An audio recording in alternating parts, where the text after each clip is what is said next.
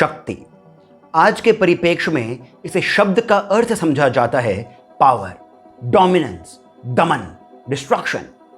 परंतु भारतीय संस्कृति में शक्ति का अर्थ है प्रकृति, गति, सृजन, धारण करना। शक्ति स्त्री है, नारी है। इसी कारण नारी सृजनात्मक है, वो जननी है, वो जीवन देती है। वही सावित्री है। सूर्य का तेज है सावित्री, रुद्र की शक्ति है सावित्री, अग्नि का ताप है सावित्री। सावित्री पृथ्वी है, जननी है सावित्री। और आज की ये कथा इन्हीं देवी सावित्री की अद्भुत कथा है, जो हर स्त्री में है, हर पुरुष में है, हर जीव में है। सावित्री कॉस्मिक एनर्जी है, ब्रह्मांडीय शक्ति। इसी कारण देवी सावित्री की ये कथा केवल स्त्रियों के लिए नहीं है, ये हर प्राणी के लिए है, हर जीव के लिए है, क्योंकि ये आधार है विज्ञान का, भारतीय समाज का, भारतीय संस्कृति का।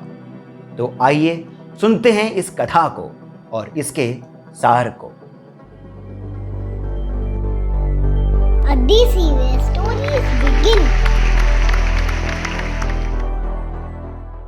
कुंती पुत्र युधिष्ठिर और अन्य पांडव अपने वनवास में अनेकों आश्रमों में जाते हैं, अनेकों तीर्थों पर जाते हैं, अनेकों ऋषियों से मिलते हैं।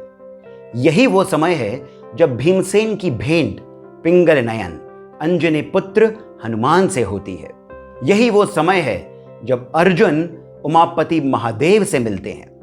और यही वो समय है जब युधिष्ठिर की भेंट मुनि मार्कंडेय से होती है।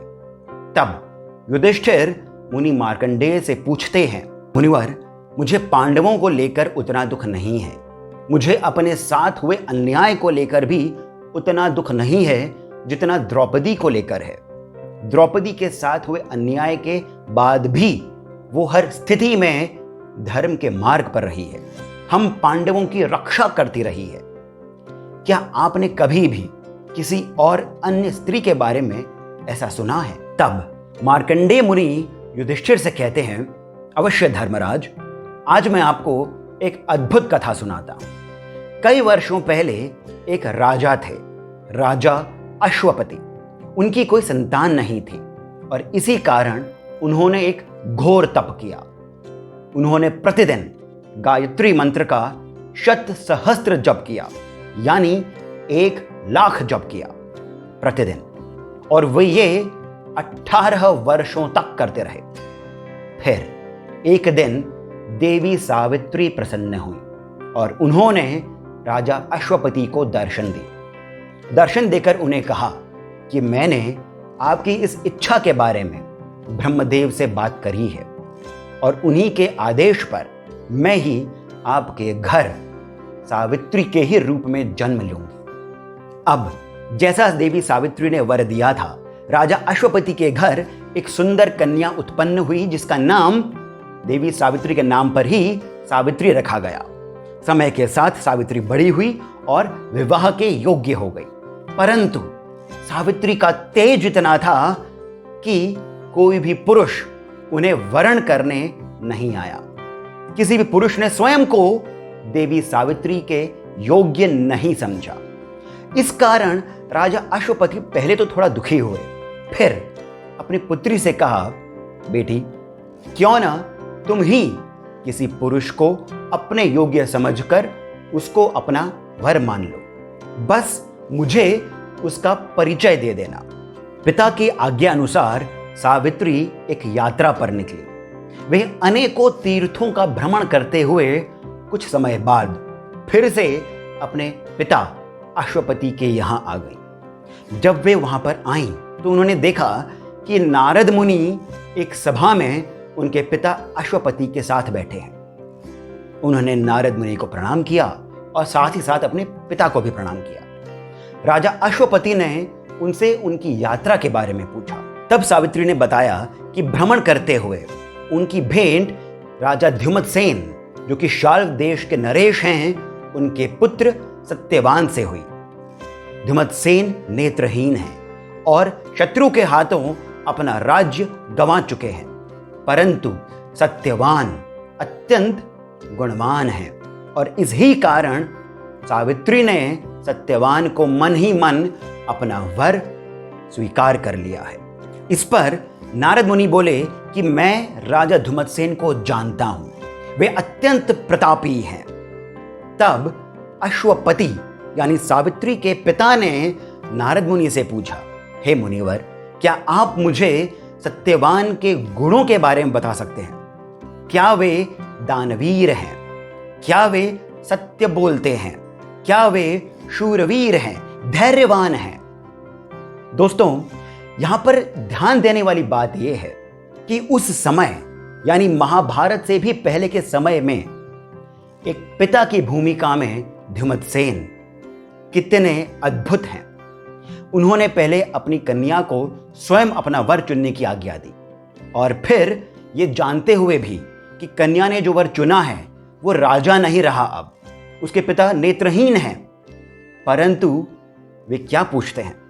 वे सत्यवान के गुणों के बारे में पूछते हैं। और गुण भी कैसे?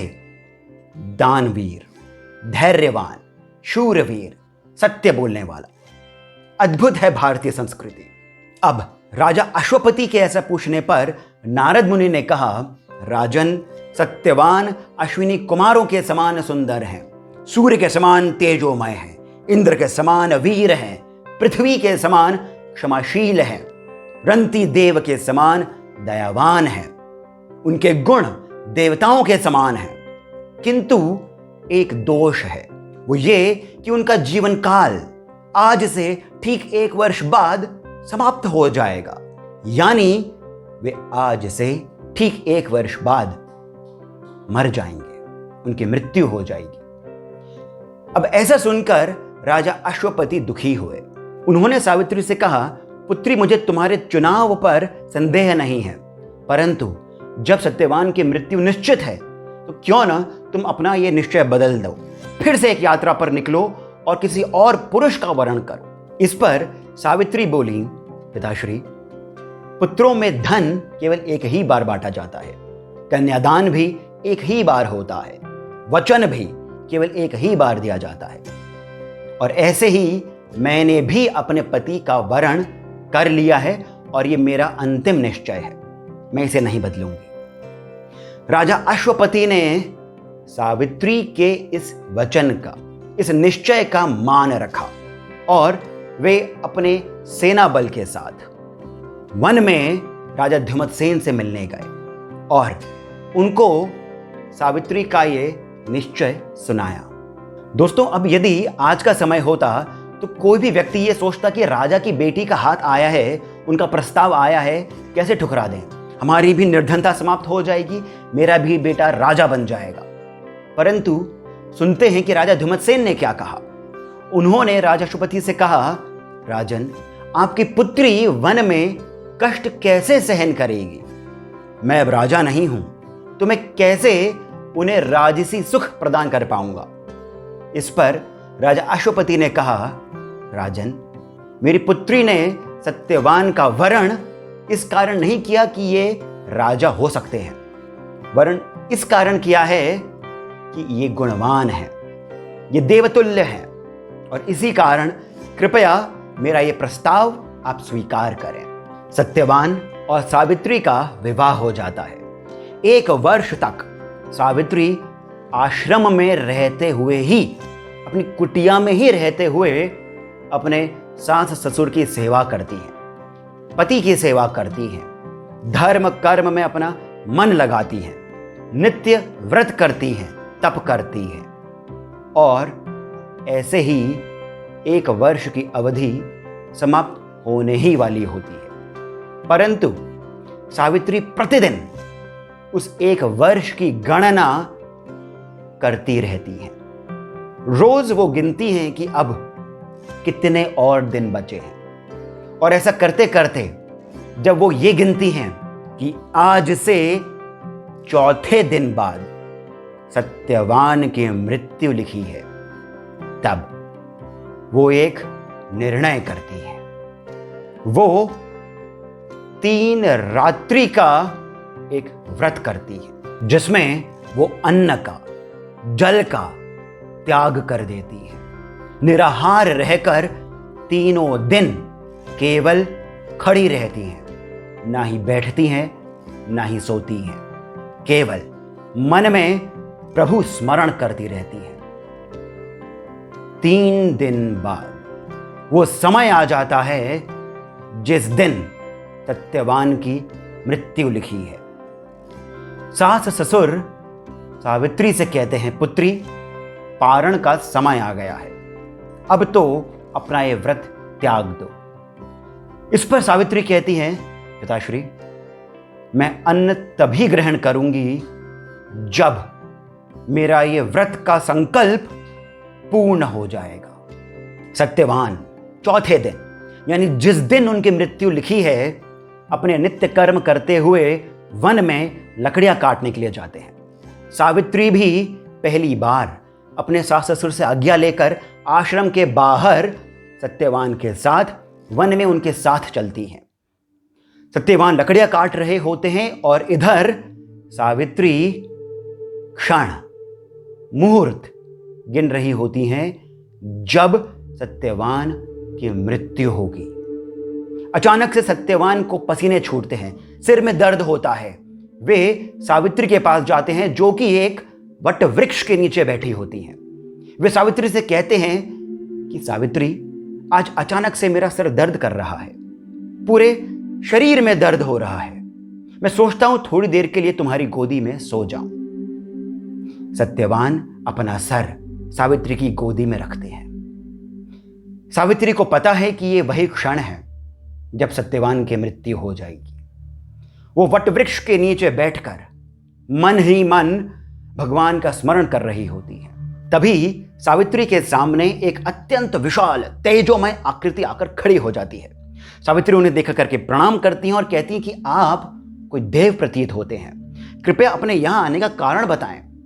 तो वो आकृति कहती है, सावित्री, मैं यमराज हूं और आप तेजस्विनी हैं, तपस्विनी हैं, इसी कारण मैं आपसे वार्तालाप कर सकता हूं। आपके पति सत्यवान की आयु समाप्त होती है, मैं इन्हें ले जाने आया हूं। इस पर सावित्री उनसे प्रश्न करती हैं कि प्रभु, मैंने सुना है कि मनुष्यों को ले जाने के लिए तो यमदूत आते हैं, आप स्वयं क्यों आए हैं? इस पर यमराज कहते हैं, सावित्री, सत्यवान कोई साधारण पुरुष नहीं है, ये देवतुल्य हैं, अत्यंत गुणवान हैं।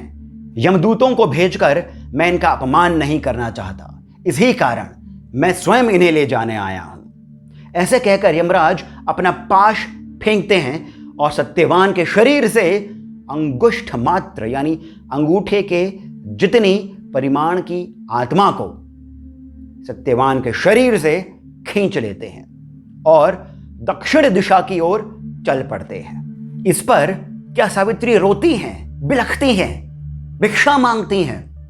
नहीं, सावित्री भी यमराज के पीछे पीछे चल देती हैं। अब यमराज आगे आगे, सावित्री पीछे पीछे, यमराज की मुट्ठी में सत्यवान की आत्मा। यमराज बहुत दूर तक यात्रा करते हैं। अब सावित्री की एक अद्भुत यात्रा शुरू हो चुकी है। सावित्री भी यमराज के पीछे पीछे बहुत दूर तक चल देती हैं। काफी दूर पहुंचकर यमराज पीछे मुड़कर देखते हैं कि सावित्री उनके पीछे आ रही हैं। वे सावित्री से कहते हैं, पुत्री, तुम बहुत दूर तक आ गई हो, अब आगे की यात्रा करना मनुष्य के लिए संभव नहीं है, कृपया करके तुम वापस लौट जाओ। इस पर सावित्री बोली कि प्रभु, अनेकों व्रत किए जाने के कारण मेरी गति अविरुद्ध है, मुझ में यह सिद्धि है कि मैं किसी भी स्थान पर कभी भी कहीं भी पहुंच सकती हूं। इस कारण आप निश्चिंत रहें प्रभु, और आप तो मेरे पति को लिए जा रहे हैं। ये तो पत्नी धर्म है कि पति जहां जहां रहें पत्नी भी वही रहे। यही सनातन धर्म है, यही संतों की वाणी भी है। संतों का वचन मिथ्या नहीं जाता। और प्रभु, संतों ने एक बात और कही है कि यदि आप किसी के साथ 7 पग की यात्रा भी कर लें तो आप उनके साथ मैत्री संबंध स्थापित कर लेते हैं। इसी कारण मैं आपकी मित्र हुई और इसी कारण मैं आपसे ये कह पा रही हूं, संतों का वचन सत्य होता है। अब इस पर यमराज ने कहा, सावित्री, मैं आपके इन वचनों से, इस कथन से अति प्रसन्न हूं। आप धर्म को समझती हैं, धर्म को जानती हैं। कोई भी एक वर मांग लीजिए, केवल सत्यवान को छोड़कर।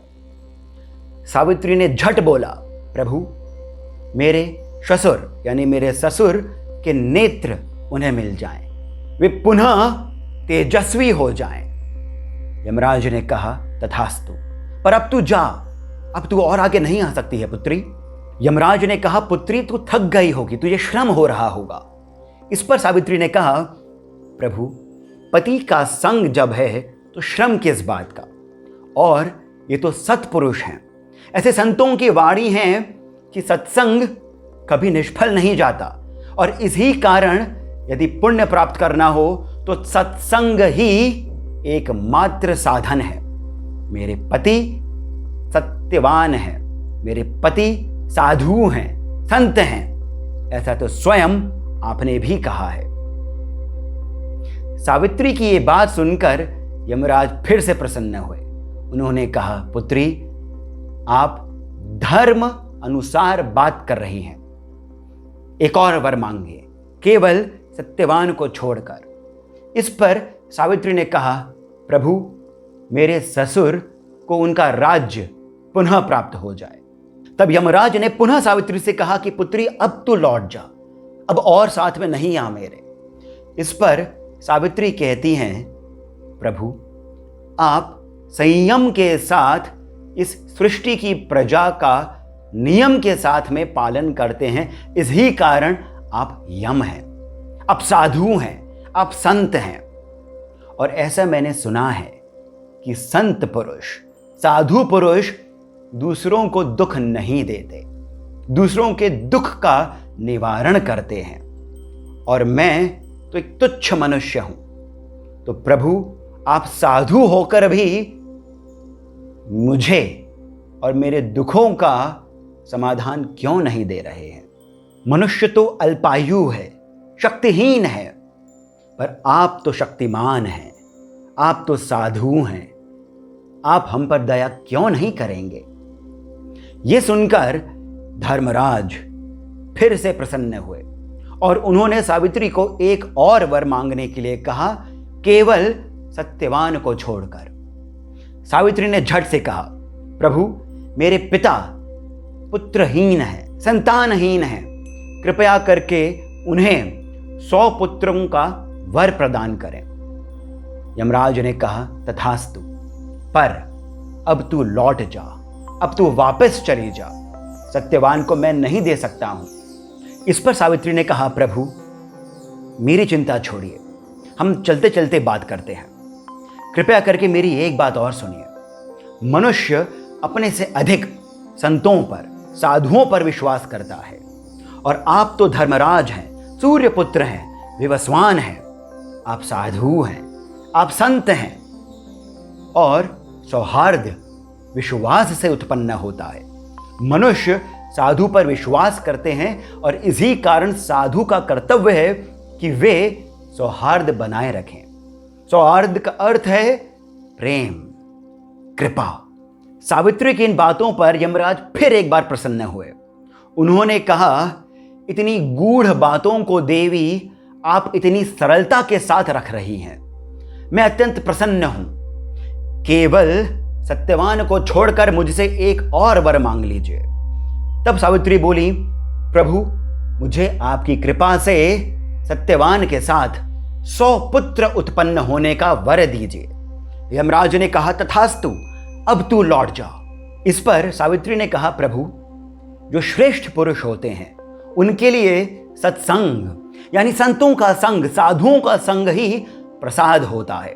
श्रेष्ठ पुरुष भी सत्संग के कारण ही गतिशील होते हैं, गतिमान होते हैं, अपने कार्य करने में सक्षम होते हैं। इसी कारण संत जगत के रक्षक हैं। प्रभु आप साधु हैं, आप ही संत हैं, कृपया करके रक्षा करें।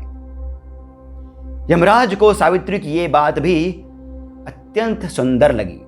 उन्होंने सावित्री से कहा, देवी आप इतने गूढ़ रहस्यों को, धर्म के गूढ़ रहस्यों को इतनी सरलता के साथ जो कह रही हैं, इससे मैं विवश हो गया हूं आपको एक और वर देने के लिए। मांगिए जो भी आपको मांगना है। इस पर सावित्री ने हाथ जोड़कर यमराज से कहा, प्रभु मैं आपसे और कुछ नहीं मांगती, मुझे केवल मेरे पति फिर से दे दें, सत्यवान को मुझे सौंप दें। इस कारण आपके वचन भी मिथ्या नहीं जाएंगे। मुझे 100 पुत्र केवल अपने पति के संग के कारण ही प्राप्त हो सकते हैं, कृपा करें प्रभु। यह बात सुनकर यमराज ने कहा, तथास्तु। दोस्तों, ध्यान देने वाली बात यह है कि इस पर सावित्री ने कोई छल नहीं किया था। सावित्री ने यह नहीं कहा था कि आपने तो ये नहीं कहा इस बारी कि सत्यवान को छोड़कर कोई और वर मांग लो। सावित्री में आत्मविश्वास था। सावित्री को ये अपने बल पर विश्वास था कि मैं सत्य बोलकर ही अपने पति को पुनः प्राप्त करूंगी। अब जैसे कि यमराज ने वर दिया था, सत्यवान पुनः उठ खड़े हुए। उन्होंने ये देखा कि रात बहुत हो गई है, तो सावित्री से बोले, पता नहीं मैं कितना लंबा सो गया, मेरे पिता और मेरी माता मेरी राह देख रहे होंगे और अंधेरे होने के कारण वे दुखी हो रहे होंगे, भयभीत होंगे। हमें शीघ्र ही वहां चलना चाहिए। उधर अंधेरा होने के कारण सत्य में ही सत्यवान के पिता और माता भयभीत थे। वे घबराए हुए थे कि ऐसा क्या हो गया कि मेरे पुत्र और मेरी पुत्र वधू वापस नहीं लौटे। वे जगह जगह भटकने लगे, परंतु यमराज की कृपा के कारण अब राजा धिमतसेन के नेत्र वापस आ गए थे। और तब उस आश्रम में रहने वाले अनेकों ऋषियों ने धिमतसेन और उनकी पत्नी को आश्वासन दिया। दोस्तों, देवी सावित्री अपने पति सत्यवान, सास ससुर के साथ जिस आश्रम में रहती थी, उस आश्रम में कितने महान ऋषि रहते थे। उसी आश्रम में गौतम मुनि रहते थे, जिन्होंने धिमतसेन से कहा, राजन, मैं अपने दिव्य चक्षुओं से ये देख पा रहा हूं कि जब तक तपस्विनी तेजस्विनी सावित्री आपके पुत्र सत्यवान के साथ हैं, उन्हें कुछ नहीं हो सकता। इसी पर महर्षि भारद्वाज भी बोले कि मैं भी अपने तपोबल के कारण ये कह सकता हूं कि हे राजन, सत्यवान के साथ जब तक वो तेजस्विनी, बुद्धिमती, श्रीमती सावित्री हैं, तब तक सत्यवान जीवित हैं, सकुशल हैं। आप निश्चिंत रहें। दोस्तों, सावित्री की बढ़ाई ऐसे महान ऋषि कह रहे हैं। ऐसे महान ऋषि सावित्री के बारे में जो बातें कह रहे हैं, उस ही से यह सिद्ध होता है कि सावित्री कितनी महान थी, उनका तेज, उनका तप कितना अनुपम था। दोस्तों, इस कथा के अंतिम भाग में यह होता है कि सत्यवान और सावित्री आकर के अपने पिता और माता से मिलते हैं, उन्हें सब कुछ बताते हैं जो जो हुआ। अगले दिन जब वे उठते हैं, तब शल्व देश से संपूर्ण प्रजा राजा धिमतसेन को लेने आती है। वे कहते हैं कि एक मंत्री ने उस शत्रु राजा का नाश कर दिया है और प्रजा को अब राजा धिमतसेन की आवश्यकता है। वे कृपया करके अपना राज ग्रहण करें। और इस ही के साथ देवी सावित्री के तप के कारण, उनके बुद्धिमती होने के कारण, उनके तेजस्विनी होने के कारण सत्यवान का ही नहीं, धिमतसेन का ही नहीं, अश्वपति का भी कल्याण होता है। इस ही कारण सावित्री जननी है, सावित्री शक्ति है। पर यहीं पर ही कुछ बातों पर ध्यान देना आवश्यक है, जो कि इस संपूर्ण कथा का सार है। अब इस कथा के सार को ध्यान से सुनिएगा। अश्वपति कौन है, धिमतसेन कौन है, सावित्री कौन है, सत्यवान कौन है? वेदों में अश्व का अर्थ है शक्ति, गति। इसी कारण अश्वपति की पुत्री हैं सावित्री, जो कि सृष्टि की शक्ति है, सृजनात्मक शक्ति है, प्राण शक्ति है, कॉस्मिक एनर्जी है। धिमतसेन कौन है? धिमत का संस्कृत में अर्थ है प्रकाश, प्रकाश यानी सत्य। और उनके पुत्र हैं सत्यवान, जिसका अर्थ है आत्मा, क्योंकि आत्मा ही प्रकाश है, आत्मा ही सत्य है। वही सनातन है। परंतु जब सत्य के ऊपर अंधकार का आवरण आ जाता है, जब सत्य को अज्ञान ढक लेता है, तो कौन उस अज्ञान को दूर करता है? केवल दैविक शक्ति, केवल सृजनात्मक शक्ति, केवल कॉस्मिक एनर्जी। यही विज्ञान है। विज्ञान से ही अज्ञान को दूर किया जा सकता है।